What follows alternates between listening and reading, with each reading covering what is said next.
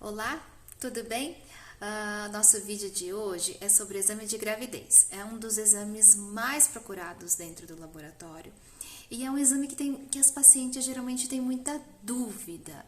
Então, hoje aqui no vídeo eu vou falar para vocês as 5 dúvidas mais frequentes no exame de gravidez.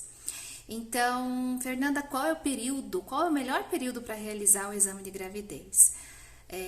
Hoje em dia a gente fala que existem vários kits que são mais sensíveis, que detectam mais precocemente, mas realmente o ideal para se realizar um exame de gravidez é após o primeiro dia de atraso menstrual. Então, as mulheres que sabem o ciclo menstrual, se é um ciclo de 28, 30, 35 dias, elas sabem quando a menstruação vai descer, então a partir desse primeiro dia de atraso menstrual é o dia ideal para realizar o exame de gravidez. Então, existem exames de gravidez que podem ser realizados aquele teste rápido de farmácia e no laboratório. O que eu quero falar para vocês, então, a segunda dúvida mais frequente é confiável o exame de farmácia?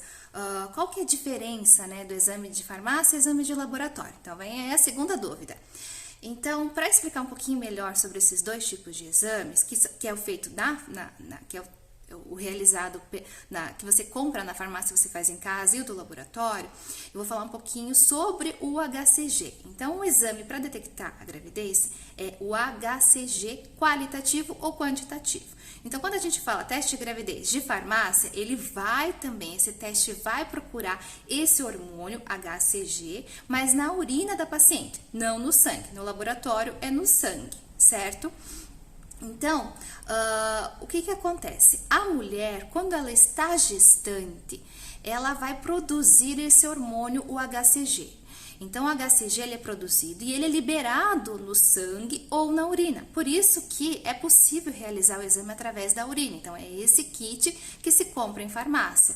É confiável? É sim. Dá para, se você fizer realmente como está no kit e respeitando também os prazos para também não verificar muito precocemente e respeitando o prazo de atraso menstrual e fazer bem certinho. Geralmente esses testes pedem que seja a primeira urina da manhã, porque é uma urina mais concentrada, então ela vai ter uma quantidade maior de hormônio HCG. Então é sim, é um teste confiável. E essa é a principal diferença de um teste realizado, um teste de farmácia, um teste de exame laboratorial, que você vai no laboratório e coleta o sangue, né? No caso, o sangue, para fazer esse exame. Então, no sangue, o sangue acaba sendo uma situação mais sensível, então consegue detectar mais precocemente. Então, essa é a diferença de urina e sangue. Então, vai a terceira dúvida, uma dúvida muito frequente também. Terceira dúvida é: qual exame realizar dentro do laboratório? Então, no laboratório, nós temos duas modalidades de exames para gravidez: o exame de HCG qualitativo e o exame de HCG quantitativo. Então, eu sempre falo para as pacientes, e é interessante essa conversa antes de realizar o exame, porque às vezes a paciente já fez um exame de gravidez de farmácia, deu positivo, e ela chega para fazer o exame qualitativo no laboratório para saber também se está grávida ou não. Então, se ela já fez o exame de farmácia e deu positivo, então, se já tem hormônio, não tem o porquê refazer esse mesmo teste no laboratório usando sangue. Seria interessante, então, a outra modalidade, que é o exame quantitativo, para saber a quantidade de hormônio HCG. E dentro dessa quantidade de hormônio HCG, saber qual é a semana que ela está gestante. Então, o médico, quando ele vai olhar o exame de quantitativo para saber ali quantas semanas e a dosagem do hormônio, junto com o ultrassom e a data da última menstruação da paciente, ele consegue saber qual é a idade gestacional do bebê, certo? Então, essa é uma dúvida, essa é a terceira dúvida mais frequente, né?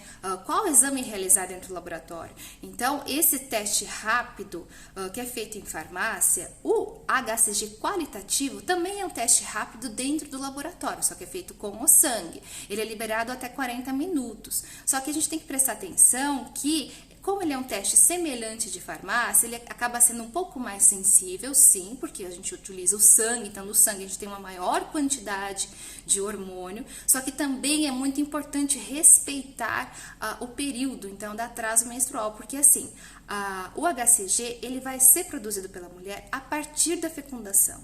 Então, esses testes rápidos, eles têm um limite, então é a partir de 25 mil-unidades por ml que ele vai detectar se reagente ou não. Então, a gente libera o laudo reagente ou não reagente. Então, é importante respeitar esse atraso menstrual para a gente ter uma quantidade de hormônio, né? Para a gente conseguir realmente saber se a paciente está grávida ou não, certo? Então, a quarta dúvida frequente também é: esse exame de gravidez é necessário jejum? Tem algum interferente? Então, é um exame que não é necessário jejum de 8 horas, mas é importante o paciente coletar não muito próximo das refeições, para que essa amostra não esteja lipêmica. A lipemia nos exames de sangue pode sim ter algumas interferências. A lipemia é quando o sangue tem muita gordura, então próximo das refeições, quando a gente coleta o sangue próximo, por exemplo, logo após um almoço, o sangue ele pode se tornar lipêmico e pode dar interferente. Então é interessante pelo menos 1, 2 horas em jejum para poder realizar o exame. E a última dúvida mais frequente, eu acho que acredito que seja de todas a mais frequente, é: pode dar um resultado falso reagente, falso positivo, falso negativo nesses exames?